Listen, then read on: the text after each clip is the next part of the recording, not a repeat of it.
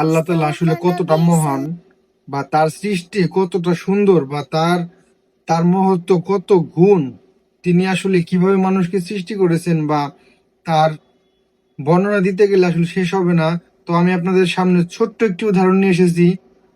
একজন মানুষ, একজন মানুষের কণ্ঠ কি পরিমাণ মধুর হলে এরকম একটা গজল তার মুখে শোনা যায়। আপনারা ভিডিওটি দেখুন এবং দয়া করে এই ভিডিওটি সম্পূর্ণ দেখবেন, আর এই ভিডিওটি বেশি বেশি শেয়ার করে সকলকে দেখার জন্য অনুরোধ। তো ভিডিওটি আপনারা দেখতে থাকুন।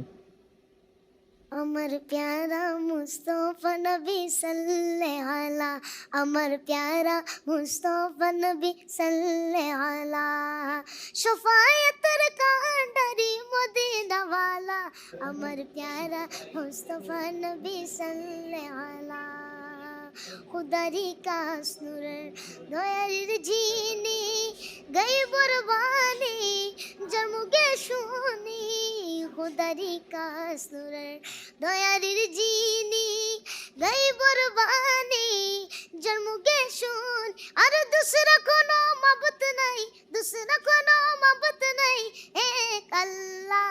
আমার প্যারা মুস্তফা নবী সাল্লাল্লাহু আলা, আমার প্যারা মুস্তফা নবী সাল্লাল্লাহু আলা। মাশাআল্লাহ, আলহামদুলিল্লাহ।